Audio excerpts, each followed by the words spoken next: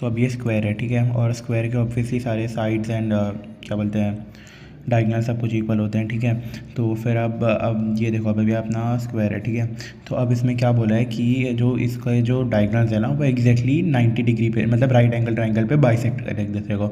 Bisect कर रहे हैं मतलब एग्जैक्टली मिड पे आके दोनों एक दूसरे को कट कर रहे हैं, ठीक है। मतलब बाइसेक्ट करना मतलब एक दूसरे को, मतलब दो लाइन्स को एक दूसरे को कट करना, जैसे इसमें कट कर रहे हैं। तब ये बोला वो दोनों एग्जैक्टली है ना, मतलब ऐसे 90 डिग्री पे एक दूसरे को कट कर रहे हैं, ठीक है। ये बताना है हम लोग को, क्योंकि ऑब्वियसली अगर दोनों भी एक दूसरे को 90 डिग्री पे कट करेंगे मतलब ऑब्वियसली राइट एंगल होगा।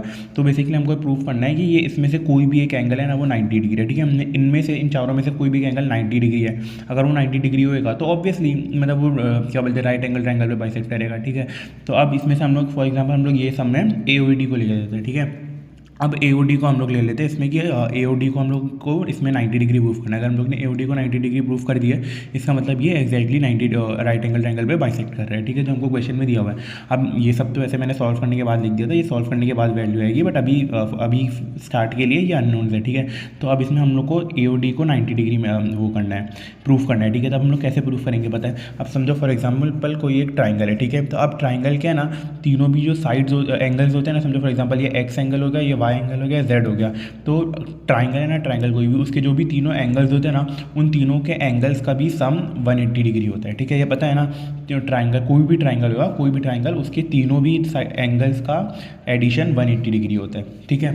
तो अब देखो, अब यहाँ पे हमको ये पता है, ठीक है। अब इसके भी AOD है, ठीक है। अब AOD के भी तीनों भी एंगल्स का, ये देखो, ये वाले एंगल का, ये वाले एंगल का और ये वाले एंगल का एडिशन 180 डिग्री होगा, ठीक है। अब इतना पता है ना। अब देखो अब कैसे करेंगे हम लोग को है ना, बस ये दोनों साइड के उसकी वैल्यू फाइंड करना है। अब 45 डिग्री तो हम लोग ने मतलब सॉल्व करने के बाद निकाला, बट सॉल्व करने के पहले, हाँ, तो ये सॉल्व करने के पहले तो वैल्यू अननोन थी ना, तो हम लोग को अब ये दोनों वैल्यूज़ इसकी फाइंड करना है, ठीक है। अगर हम लोग को एक बार ये दोनों वैल्यूज़ भी इसकी मिल गई ना, तो हम लोग ऐसा कर सकते हैं कि फिर x + y, फिर ये अननोन रहेगी, ये 180 रहेगा। तो यहाँ पे हम लोग दोनों ये जहाँ पे जो भी दोनों इन दोनों एंगल्स की जो भी वैल्यूज़ निकालेंगे वो इन दोनों में पुट करके इस z की वैल्यू आ जाएगी, ठीक है, मतलब इसकी वैल्यू आ जाएगी। तो बस हमको इन दोनों की वैल्यू निकालना है, फिर तीनों का भी एडिशन = 180 डिग्री करके हमको इसकी भी वैल्यू मिल जाएगी। तब हम लोग इन दोनों की वैल्यूज़ कैसे फाइंड करेंगे, अब ये देखते हैं।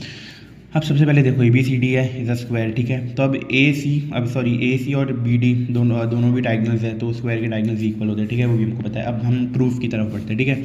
अब देखो यहाँ पे इन ट्राइंगल ADC, ठीक है, ये वाला ट्राइंगल ADC, ये पूरा ट्राइंगल, ठीक है। इसमें एक सेकंड, हाँ, AD और DC ये दोनों भी इक्वल है, क्योंकि ऑब्वियसली ब्रो स्क्वायर है ना, तो स्क्वायर के तो इक्वल होते हैं, और दोनों भी साइड्स इक्वल है, मतलब ये आइसोसेलेस ट्राइंगल, पता है ना। ट्राइंगल के जो दो साइड्स इक्वल होते हैं उस ट्राइंगल को ना आइसोसेलेस ट्राइंगल बोलते हैं।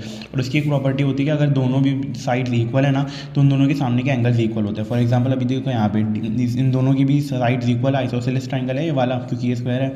तो इसमें हम लोग इन दोनों के सामने वाले एंगल्स को इक्वल बोल सकते हैं। फॉर एग्जाम्पल DAC और DCA दोनों भी इक्वल है ना, तो ये वाला और ये वाला एंगल, ये और ये एंगल इक्वल हो जाएगा, ठीक है।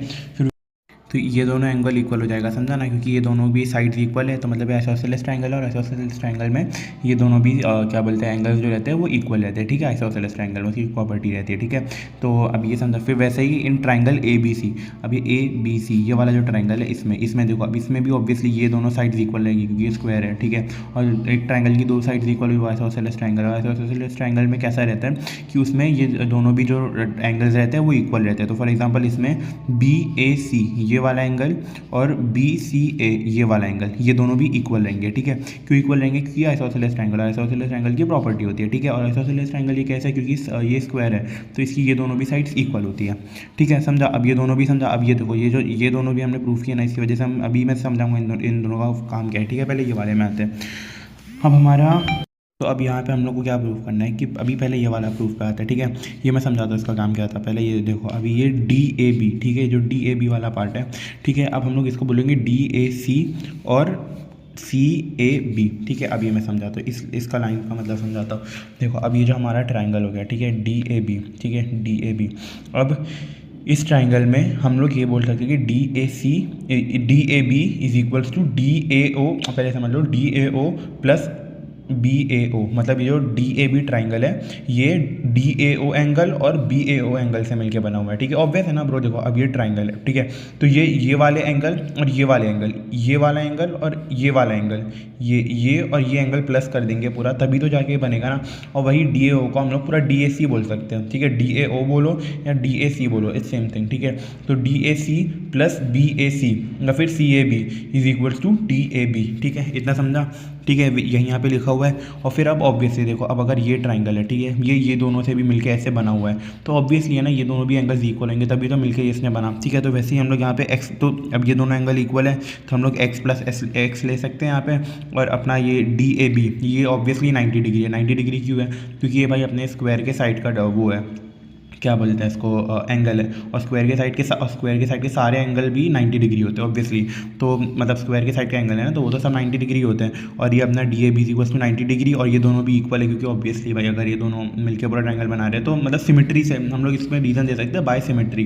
मतलब ऑब्वियसली जो देखने से ही समझ में आ रहा है ना कि भाई ये एंगल है, ठीक है, इसका आधा आधा मिलकर पूरा बनेगा, तो ये दोनों भी इक्वल ले लेंगे, ठीक है। फिर x plus x is equals to 90 degree, और अपना x आ गया 45 डिग्री। अब ये x है ना, ये DAB नहीं है, DAB तो ऑलरेडी 90 डिग्री दिया हुआ है। x हम लोग ने इसको लेट किए थे, DAC और CAB को।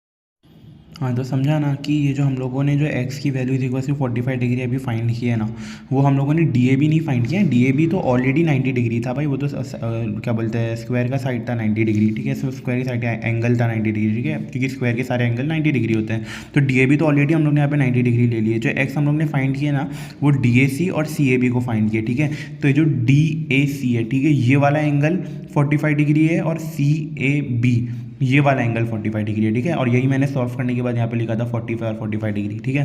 तो अब ये हम लोग का 45 डिग्री मिल गया, ठीक है। अब जस्ट हाउ हम लोग ने इसका फाइंड किया, ठीक है, जैसे जस्ट हम लोग ने DAC का फाइंड किया ना, वैसे ही सेम वे में हम लोग ADB का फाइंड कर सकते हैं और CDB का फाइंड कर सकते हैं, ठीक है। ये ADB देखो, जैसे हम लोग ने यहाँ फाइंड किया ना DAC का, हम लोग ने फाइंड किया 45 डिग्री, वैसे ही ADB और BDC मतलब CDB का हम लोग फाइंड कर सकते हैं 45 डिग्री, ठीक है। और मतलब फॉर जैसे ही हम लोग ने यहाँ पे सेम वे में फाइंड किया ना, इन दोनों का हाफ लिया, फिर इसके बाद 45 वैसे हम लोग यहाँ पे इसका हाफ, इन दोनों को हाफ ले सकते हैं, फिर इसका 45 और ये सब करने की ज़रूरत नहीं है, डायरेक्टली हम लोग एग्जाम में भी मेंशन करेंगे तो समझ में आ जाएगा।